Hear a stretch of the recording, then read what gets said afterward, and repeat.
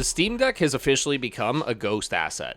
Right now, if you try to buy a Steam Deck OLED in the US or North America, you're greeted with the most depressing phrase in the English language: out of stock. And no, this is not a marketing stunt. It's because the internal components that make this thing work are currently in a street fight with the AI industry, and we're losing. As a director who audits operational failures, I'm seeing a total collapse of the affordable gaming roadmap.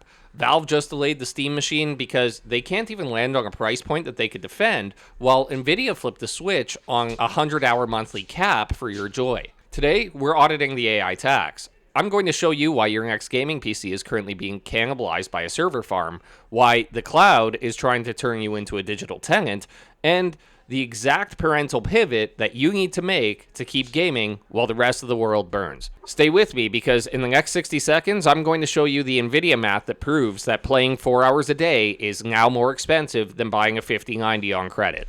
Starting with the overview of Ramageddon, in the fintech industry, we talk about resource contention. And right now, your Steam Deck is in a cage match with a $1 trillion AI industry. See, the memory and storage that make your handheld snappy are the exact parts, or at least use the same resources, that AI companies need to train their models.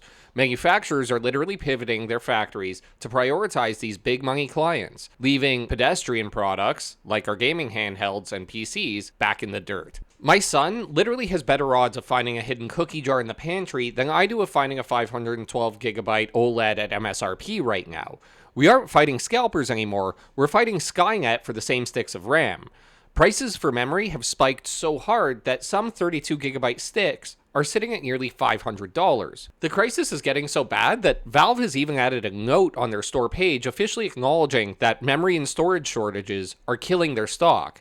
And if Valve can't get parts, then it's highly unlikely that anybody can. And now I'm sure you're thinking, but then I'll just wait for the Steam machine. Well, honestly, that audit's also failed. In case you haven't heard the news, Valve officially pushed the Steam machine release window back into the nebulous. We still don't even have official pricing for this thing yet. Why? Because according to Valve, they still have work to do to land on concrete pricing.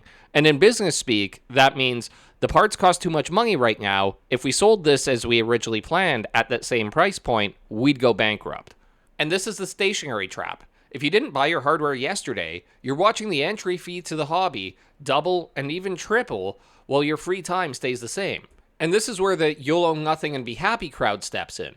With hardware vanishing, companies like Nvidia are swooping in with the solution, GeForce Now. But as of earlier this year, we entered the era of the 100-hour monthly cap. If you game for only 4 hours a day, and good for you if you're in that position and you get that much gaming in, but on Nvidia GeForce Now's premium tier, you'll hit the cap in 25 days, and after that, you're paying $5.99 for an additional set of 15-hour blocks every single time. This is, in essence, digital sharecropping. They're betting on the fact that you can't find a Steam Deck, or a PC, or a console in stock. So they're charging you a tenant's tax just to access the games that you already have in your library. It's a predatory revenue model exasperated by and built to thrive in the ecosystem of a hardware crisis. Now, some of you will inevitably be thinking, wait, but we don't technically own our games on Steam either. And while that's true, we trust Valve and Gabe Newell because they've spent 20 years proving that they won't pull the rug out from under us. But Nvidia and the other cloud providers, they've just proved that they'll put a meter on your relaxation time the second that it becomes profitable or the markets are looking like they're going to trend in their favor. So here's a high-level strategy to survive what's quickly becoming a shark tank of an industry while we're guppies that just really want to swim and enjoy our time in the pond. First is optimize what you have. If you own a Steam Deck, PC, or console, don't sell it. It's now a high-value legacy asset. Number 2 is the backlog audit. Take time to play the low-spec indies that you've ignored, games that don't need a super server in order to run. And finally, number 3 is avoid the subscription trap. Don't let these corporate entities turn your hobby into a monthly bill that expires when you've had too much fun. The corporate gaming industry wants you to be a renter. It's the reason that live service models have become so popular, even though nobody enjoys them in practice and very few actually succeed. I, on the other hand, want you to be an owner. The RAM crisis will eventually end, but the subscription mentality is a permanent threat to our Naptime window. Don't let them meter your joy. If you're currently stuck in an Nvidia queue or refreshing your Steam store page, leave a comment below. Let's figure out how we navigate this shortage together.